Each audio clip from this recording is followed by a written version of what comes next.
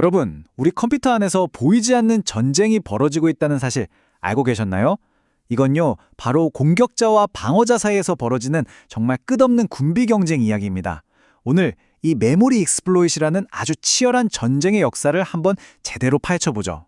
이것 좀 보세요. 공격 방식이 정말 극적으로 변했습니다. 예전에는 뭐랄까 단순하고 예측 가능한 그런 공격이었는데 지금은 완전히 외과 수술처럼 정교하고 복잡한 기술이 되어버렸어요. 아니, 대체 그 사이에 무슨 일이 있었던 걸까요? 아주 옛날, 그러니까 초창기에는요, 공격 방식이 정말 단순했어요. 예를 들어서 선형 버퍼, 오버플로우 같은 공격은 목표가 딱 하나 아주 명확했습니다. 컴퓨터의 단기 기억 장치, 그러니까 스택이라는 것에 반환 주소를 그냥 바꿔치기 하는 거였죠. 정말 간단하고 아주 직접적인 방법이었어요. 하지만 방어자들도 당연히 가만히 보고만 있진 않았죠. 한때는 정말 취약했던 이 스택 주변에다가 아주 견고한, 말 그대로 철옹성 같은 성벽을 쌓기 시작합니다. 자, 그 첫 번째 방어벽이 바로 DEP, 우리말로는 데이터 실행 방지 기술입니다. 이게 뭐냐면요, 공격자가 어떻게든 데이터 영역에 악성 코드를 쓱 집어넣었다고 쳐도 그 코드를 실행하는 것 자체를 그냥 원천적으로 막아버리는 거예요. 정말 강력한 방패였죠. 그리고 다음 방어 전략은 ASLR인데요. 이건 진짜 영리한 전술이었어요. 뭐냐면 메모리 지도를 그냥 계속해서 뒤죽박죽 섞어버리는 겁니다. 그러니까 공격자 입장에서는 목표물이 어디 있는지 도저히 예측할 수가 없는 거죠. 마치 계속 움직이는 관역을 맞추려는 것과 같았달까요? 그리고 또 하나, 스택 카나리라는 기술이 등장합니다. 이게 딱 광상 속의 카나리아 같은 역할을 해요. 그러니까 항수가 끝나고 돌아갈 주소 바로 앞에다가 작은 비밀값을 딱 심어두는 거죠. 만약에 이 값이 조금이라도 바뀌었다? 그럼 바로 오버플로우 공격이다 하고 위험을 감지해서 시스템을 안전하게 멈춰버리는 그런 일종의 경보장치였습니다.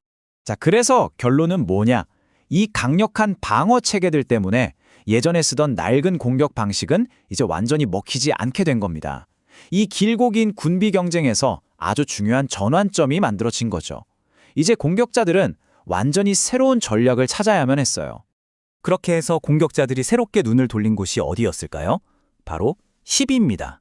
스택이랑은 비교도 안 되게 훨씬 더 혼란스럽고 또 예측 불가능한 완전히 새로운 전쟁터였죠. 이 스택하고 힙이 어떻게 다른지 한번 비교해 볼까요? 스택은요, 마치 깔끔하게 착착 쌓아 올린 접시 더미 같아요. 마지막에 놓은 걸 제일 먼저 꺼내고 아주 질서정연하고 예측이 가능하죠. 그런데 힙은 그냥 난장판인 작업실 같은 거예요. 온갖 도구랑 자재가 사방에 널려 있어서 뭐가 어디 있는지 알 수 없는 예측 불가능한 공간이죠. 바로 이 점 때문에 힙 공격이 훨씬 더 복잡하긴 하지만 반대로 공격자들에게는 그야말로 새로운 기회의 땅이 된 겁니다. 그러니까 힙은 스택처럼 정해진 구조가 아니라 프로그램이 실행되는 동안 필요에 따라 메모리를 할당하고 해제하는 동적 메모리 공간이거든요. 근데 중요한 건 이 모든 걸 프로그래머가 직접 수동으로 관리해야 한다는 점이에요. 바로 이 수동 관리라는 특징이 실수를 낳는 결정적인 포인트가 된 거죠. 공격자들이 파고든 핵심적인 취약점이 뭐였냐면요, 바로 이겁니다. 데이터를 관리하는 데 필요한 정모, 그러니까 메타데이터랑 실제 사용자의 데이터가 같은 공간에, 그것도 바로 옆에 붙어 있다는 거예요. 이게 비유하자면 책에 잉크를 쏟았는데 그 잉크가 옆에 있던 도서관 카드 목록까지 번져서 다 망쳐버리는 거랑 똑같은 상황인 거죠. 자, 지금부터는요, 공격자들이 수년에 걸쳐서 보여준 그야말로 놀라운 창의성의 역사를 한번 빠르게 훑어볼게요. 정말 기가 막힌 기술들이 계속해서 등장합니다. 힙 exploit의 주요 시대를 한번 보시죠. 2000년대 초반에는 메타데이터 리스트를 변조하는 수준이었는데 2000년대 중반에는 시스템 전체를 속이는 탑 청크 조작까지 등장하고요. 그러다 2010년대 중반에는 단 하나의 바이트로 엄청난 메모리 오염을 일으키는 독바이트 공격이, 그리고 최근에는 티켓시 같은 성능 최적화 기술의 허점을 파고드는 공격까지 나왔습니다. 정말 공격의 창의성과 복잡성이 끊임없이 진화해온 거죠. 현대 공격이 얼마나 정교하고 또 얼마나 치밀한지 그야말로 외과 수술 같다는 걸 보여주는 대표적인 예시가 하나 있습니다. 바로 독이 든 널바이트, 포이즌 널바이트 공격인데요. 이걸 한번 자세히 들여다보죠. 자, 이 공격이 어떻게 작동하는지 보세요. 시작은 정말 사소해 보이는 딱 1바이트짜리 오프 바이 원 오류에서 시작해요. 근데 이 단 하나의 바이트가 바로 옆에 있는 메모리 청크의 헤더, 즉 관리 정보를 오염시키는 겁니다. 그러면 시스템은 어떻게 되느냐? 원래는 두 개였던 메모리 덩어리를 하나라고 착각하고 합쳐버려요. 바로 이 순간 공격자는 시스템의 눈을 속여서 중첩된 메모리 영역을 만들어내고 사실상 통제권을 장악하게 되는 거죠. 정말이지 작은 바늘구멍 하나가 댐을 무너뜨리는 격입니다. 그리고 이 쫓고 쫓기는 군비 경쟁은요, 놀랍게도 지금 이 순간에도 계속되고 있습니다. 공격자들은 티켓츠처럼 시스템 성능을 높이려고 만든 새로운 기능의 허점을 파고들고, 그러면 또 방어자들은 안전한 연결, 즉 세이프 링킹처럼 포인터를 암호화해서 아예 탈취하기 어렵게 만드는 새로운 기술로 맞서고 있죠. 정말 끝이 없는 싸움이에요. 자, 그럼 이런 생각이 들죠. 이 전쟁, 과연 끝이 있기는 할까요? 우리가 맨날 이렇게 맞고 뚫리고를 반복할 게 아니라 애초에 이런 종류의 공격 자체가 불가능한 그런 시스템을 설계할 수는 없는 걸까요?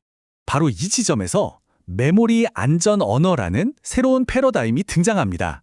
이건 뭐냐면요, 지금까지처럼 문제가 터진 뒤에 수습하는 그런 반응적인 방어가 아니라 아예 컴파일하는 단계에서부터 특정 종류의 메모리 버그를 원천적으로 막도록 설계되는 언어를 쓰는 거예요. 가장 대표적인 예가 바로 러스트죠. 그럼 러스트 같은 언어는 대체 어떻게 게임의 판도를 바꾸는 걸까요? 아주 독특한 규칙들이 있거든요. 예를 들어 소유권이라는 규칙은 어떤 데이터든 한 번에 딱 한 놈만 수정할 수 있게 해서 혼란을 막아주고요. 또 생명주기라는 규칙은 사용이 끝난 데이터를 계속 붙잡고 있지 못하게 막아줍니다. 결과적으로 어떻게 되느냐? 우리가 지금까지 길게 얘기했던 그 버퍼 오버플로우 같은 치명적인 버그들이 코드가 실행되기도 전에 컴파일 단계에서 딱 걸러지는 거죠. 하지만 여기서 우리가 현실을 좀 직시할 필요가 있습니다. 아무리 러스트 같은 좋은 언어가 나왔다고 해도 지금 당장 우리 사회의 아주 중요한 핵심 인프라들, 금융, 통신, 에너지 시스템 같은 것들은 앞으로도 수십 년 동안 C나 C++로 짜인 코드로 돌아갈 거란 말이죠. 그 말은 이 전쟁은 아직 한참 멀었다는 뜻입니다. 자, 그래서 마지막으로 이 질문을 던져봅니다. 우리는 과연 인류 역사상 최초로 절대로 뚫을 수 없는 요새를 만들어낸 걸까요? 아니면 이건 그저 더 교묘하고 더 강력한 공격을 불러올 또 다른 군비 경쟁의 시작일 뿐일까요? 어쩌면 미래의 사이버 보안은 바로 이 질문에 대한 답을 찾아가는 기나긴 여정이 될지도 모르겠습니다.